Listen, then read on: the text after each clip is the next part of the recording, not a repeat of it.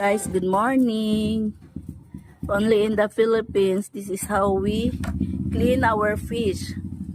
May nag-deliver this sa akon sang isda. This is a fresh from the ocean, guys. Oh. Yan, guys.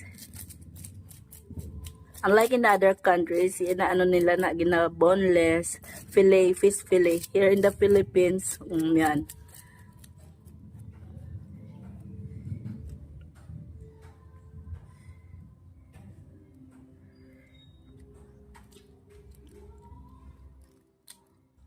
Yan, pakain ko pa yan sa aking cats. Ito.